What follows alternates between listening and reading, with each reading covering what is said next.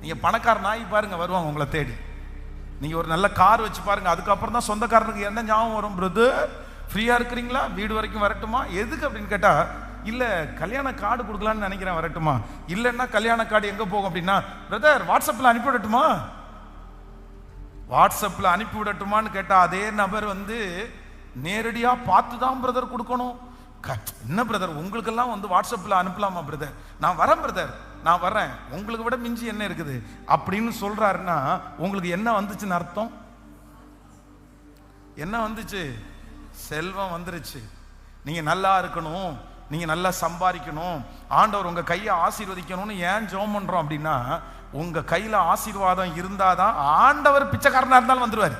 நம்ம பாவத்தினால நம்ம வச்சிருந்த அந்த அக்கிரமம் ரொம்ப பெருசு, அதை கிளீன் பண்றதுக்குன்னு ஒரு சாக்ரிஃபைஸ். அதை யார் பண்ணார்னா, நம்ம ஒண்ணுமே இல்லாம இருக்கும்போது நம்ம கூட இருந்தவர் கர்த்தர்.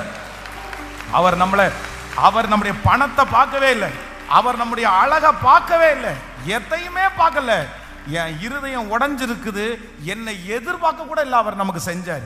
இன்னைக்கு வரைக்கும் அவர் இருக்கார். அவர் பணம் இருக்கும்போதும் என் கூட இருப்பாரு.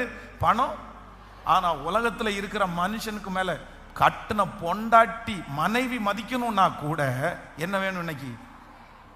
சத்தமா சொல்லுங்க சிஸ்டர், சத்தமா சொல்லுங்க சிஸ்டர். நீங்க இன்னைக்கு சம்பாதிக்காத ஒரு புருஷனை வீட்டுல வச்சு நீங்க எத்தனை நாள் சிஸ்டர் சோறு கொடுப்பீங்க? எத்தனை நாள் சோறு கொடுப்பீங்க? அவர் வந்து ஒரு நல்ல மனுஷன், நல்ல ஒரு அவருக்கு வந்து அமையல அப்படின்னு சொன்னா கூட நீங்க என்ன பண்ணுவீங்கன்னா, சரிங்க நீங்க வீட்டில் இருங்க, நான் போய் சம்பாரிச்சுட்டு வரேன், நீங்க வீட்டில இருந்து இந்த ஒர்க்கெல்லாம் பார்த்துங்க அப்படின்னு சொல்லுவீங்க.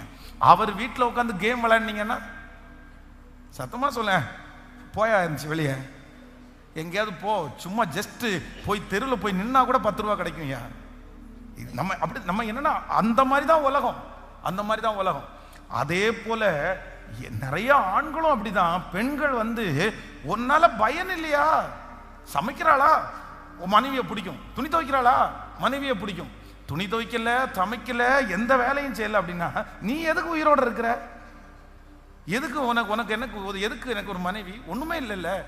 அப்போ இந்த உலகம் வந்து நம்ம பலனா இருக்கிற வரைக்கும், நம்ம பணமா இருக்கிற வரைக்கும் தான் உலகம். ஆனா ஆண்டவர் மட்டும் யார் அப்படின்னு சொன்னா, சார் எவ்வளவு நல்ல ஆண்டவர் இல்லை, எவ்வளவு நல்ல தேவன் அல்ல. அவர் ஒன்றும் இல்லாத போது நமக்கு கொடுத்த சமாதானம் எவ்வளவு பெருசு. ஹல்லேலூயா.